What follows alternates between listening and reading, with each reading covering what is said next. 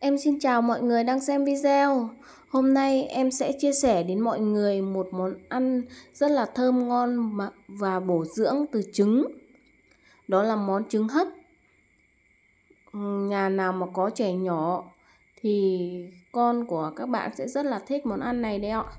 Bây giờ mọi người hãy cùng vào bếp để nấu món này với em nhé. Ngon quá. Con có 100 điểm mẹ ơi.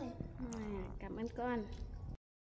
Nguyên liệu để làm trứng hấp của em có thịt xay 3 quả trứng, cà chua, hành lá, muối, mì chính, một ít tiêu.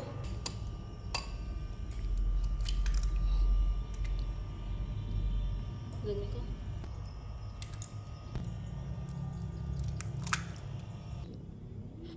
Rồi em cho vào đây một ít muối, một ít mì chính.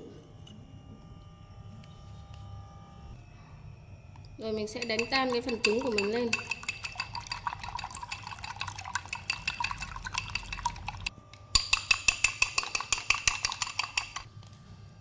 Sau khi mình đánh tan nó sẽ có cái phần bọt này, mình sẽ hớt hết cái phần bọt của nó đi.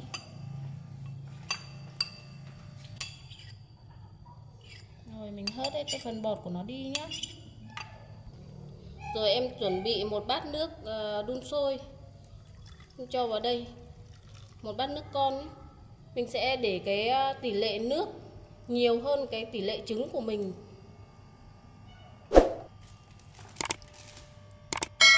Rồi khuấy tan nó.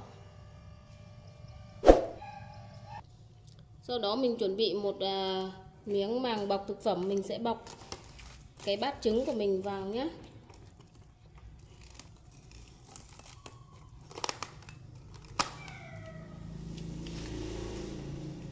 Mình làm như thế này nó sẽ trứng của mình nó sẽ mềm chứ nó không bị xốp nhé. Tiếp theo em sẽ dùng một cái que tăm để em chọc lỗ để cho nó thoáng khí.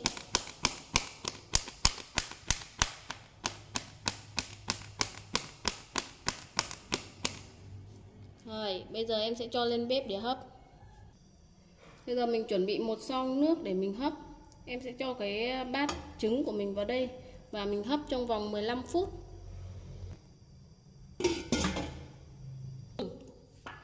Trong khi chờ cái trứng của mình hấp chín, bây giờ em sẽ chuẩn bị cái phần hành lá, em sẽ thái ra, thái nhỏ ra.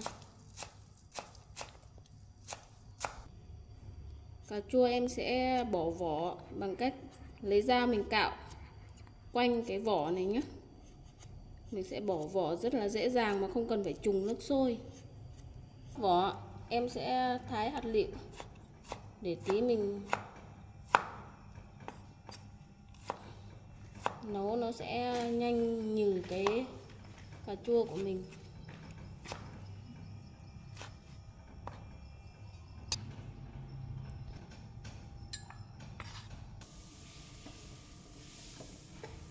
Em sẽ cho cái chảo lên bếp, cho mỡ lợn vào. Rồi em cho cái phần thịt xay của mình lúc nãy vào, đảo đều. Em cho vào đây một ít muối, một ít mì chính.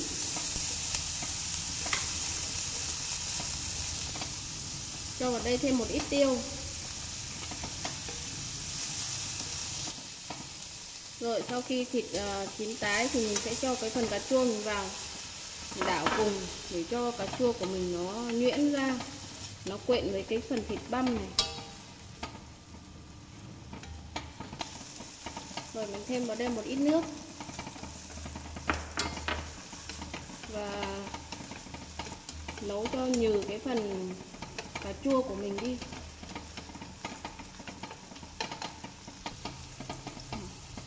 Thế em cho vào đây thêm một ít dầu hào. Sau khi cà chua và thịt của mình đã nhuyễn, em sẽ tắt bếp và cho ra bát. Sau khi được 15 phút, mình sẽ kiểm tra xem cái phần trứng của mình chín hay chưa.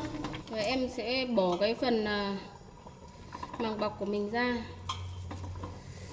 Rồi, trứng của mình rất là ngon luôn. Đấy, nó rất là mềm như thạch luôn mọi người ạ, núng na núng nính. Em sẽ cắt miếng nhỏ ra.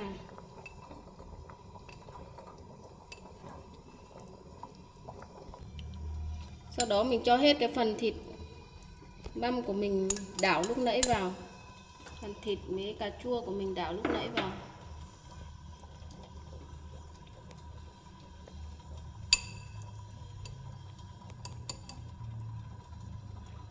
Rồi tiếp cho cái phần hành lá của mình lên trên.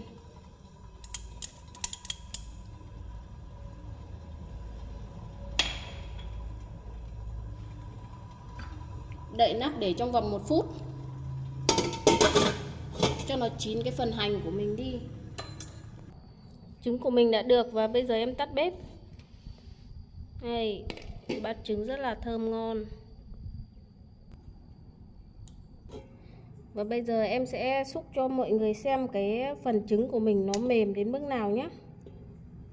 Đây mọi người xem này. Nó mềm núng na núng nính. Đấy, rất là thơm ngon luôn. Đây mọi người nhìn này.